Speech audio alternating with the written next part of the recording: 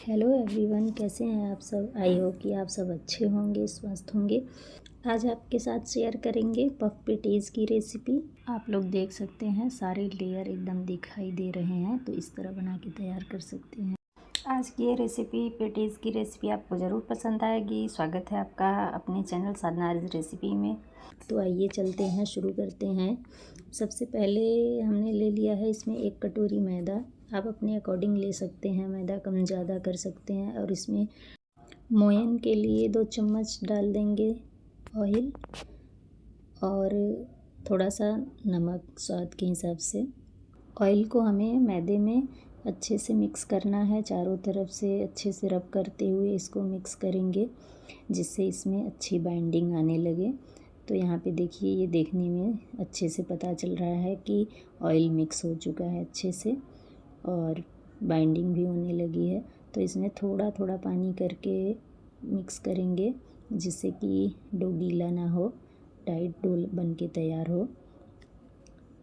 तो यहाँ पे हमारा डो एकदम अच्छे से सेट हो गया है, बढ़िया से लग गया है। तो यहाँ कुछ देर के लिए इसको हम रख देंगे रेस्ट पे। और उसके बाद यहाँ पे हम ले लेंगे थोड़े आलू, बॉयल्ड आलू हैं ये, और इसको छील लेंगे। उसके बाद मेसर या स्पून की हेल्प से इसको हम आलूओं को मैश कर लेंगे, जिससे कि इसमें गुठली ना रहे, लम्स ना रहें। तो इसको स्पून की हेल्प से अच्छे से हमने मिक्स कर लिया है।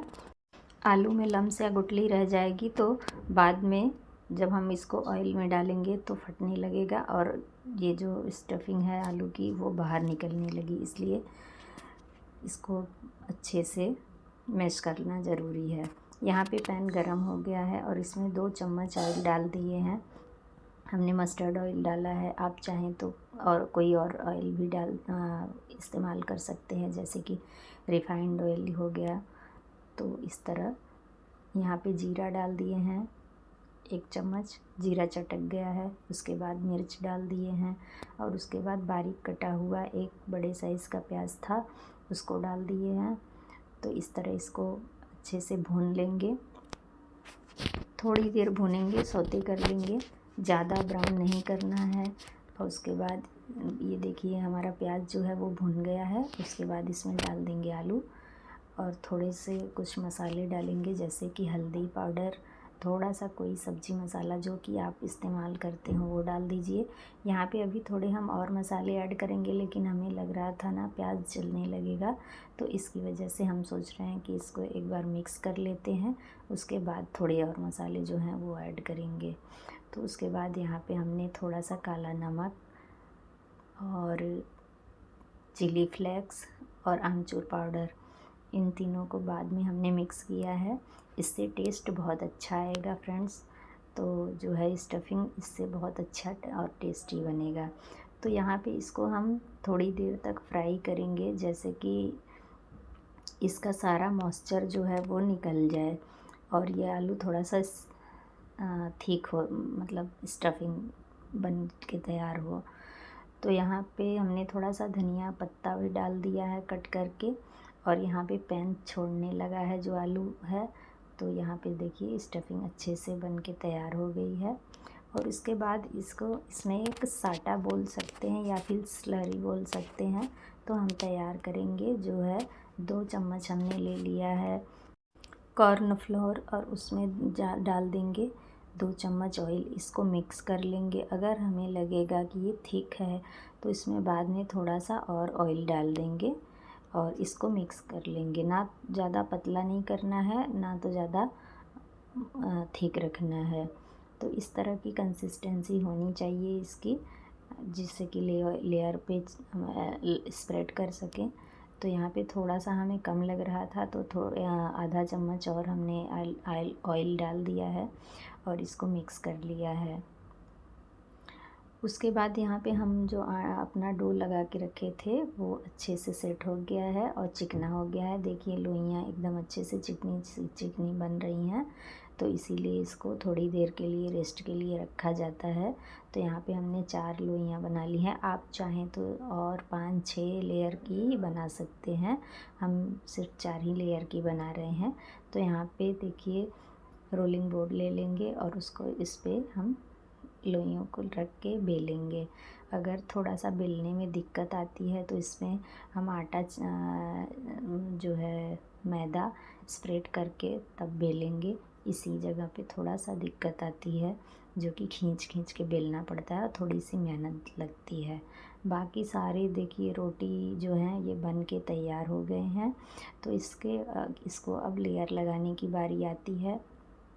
तो यहाँ पे क्या करेंगे फ्रेंड्स ना, एक रोटी फैला लेंगे और उसके ऊपर ये जो है हमारा साटा इसको गिरा लेंगे और उसको अच्छे से स्प्रेड करेंगे। फिर दूसरा लेयर रखेंगे, ऐसे करके दूसरा, तीसरा और चौथा सारे लेयर रखते जाएंगे और उसमें साटा लगाते जाएंगे और उसको चिपकाते जाएंगे। तो इस तरह ये आप चाहें तो 4-5 लेयर की भी बना सकते हैं। अगर आप साटा नहीं बना रहे हैं, आपके पास बटर है, तो आप सिर्फ बटर का ही इस्तेमाल कर सकते हैं। तो कोई ज़रूरी नहीं है कि आप स्लरी बनाइए, आप चाहें तो सिर्फ बटर से भी इसको चिपका सकते हैं। तो यहाँ पे सारे ऐसे फ़ोल्ड कर लेंगे। फ़ोल्ड करने का तरीका यही होता है।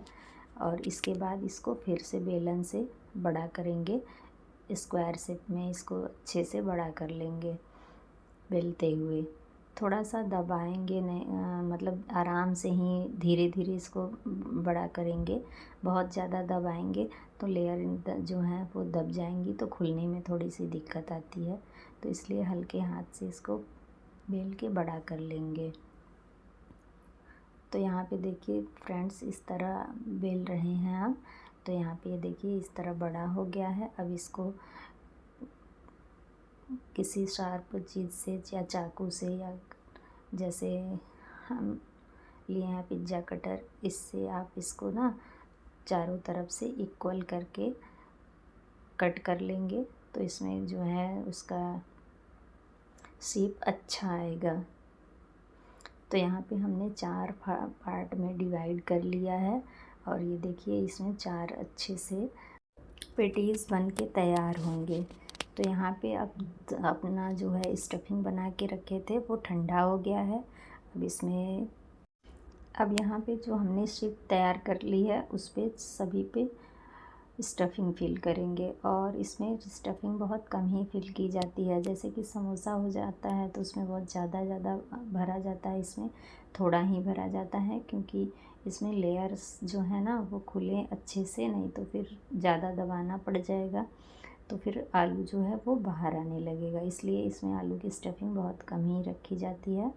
तो यहाँ पे देखिए इसमें थोड़ा सा पानी लगाते हुए इसको चिपकाएंगे, जिससे कि बाद में ये खुले ना, जब ऑयल में जाएंगे तो उस टाइम खुले ना, इसलिए थोड़ा सा पानी लगा के इसको चिपका दें हल्के हाथ से। अंदर के साइड ज़्यादा दबाएंगे, बाहर की साइड कम दबाएंगे, जिससे कि लेयर ज़्यादा दबे नहीं, चिपके नहीं, तो फिर खुलेंगे अच्छे से। तो यहाँ पे सारे ही स्टफिंग हमने बना के तैयार कर लिए हैं। फ्रेंड्स, ये पेटीज़ बनाना बहुत ही हमें आसान लगा, तो इसको आप भी बना के ट्राई कर सकते हैं। कुछ भी समय नहीं लगेगा और ना कोई सामान लगेगा। सारे आपके घर में जो सामान अवेलेबल होंगे उसी से ये बन के तैयार हो जाता है। आइए चलते हैं इसको अब तलने के लिए। तो यहाँ पे ऑयल गरम हो गया है। अब एक एक करके इसमें डालते जाएंगे।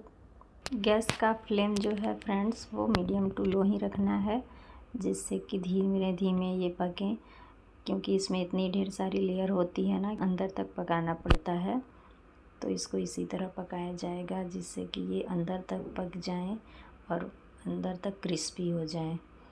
यहाँ पे देखिए फ्रेंड्स, हमें तेल कम लग रहा था, तो इसमें हमने गरम तेल फिर से ऐड किया, जिससे कि जैसे ही तेल हम डालने लगे उसके बाद ये फूल के डबल होने लगे और इसकी लेयर सारी खुलने लगी। तो इस बात का आप ध्यान रखिएगा फ्रेंड्स कि इसको किसी गहरे बर्तन में लेके तलेंगे तो ज़्यादा सही रहेगा।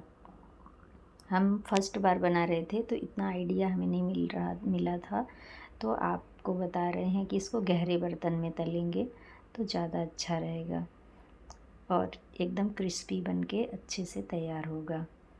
यहाँ पे हमारे पेटीज तल के रेडी हो गए हैं। तो देखिए इस तरह सारे पेटीज बन के तैयार हो गए हैं। तो यहाँ पे देख लीजिए इसका कलर और इसकी लेयर सारी चीज़ें देखिए कितना परफेक्ट एकदम अच्छे से बन के तैयार हुआ है।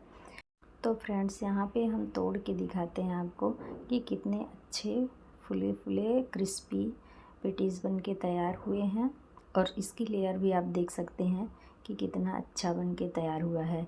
तो फ्रेंड्स हरी लाल चटनी या फिर सॉस के साथ आप इसे सर्व कर सकते हैं।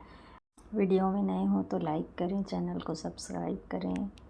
फिर मिलेंगे एक नई रेसिपी के साथ। Thanks for watching.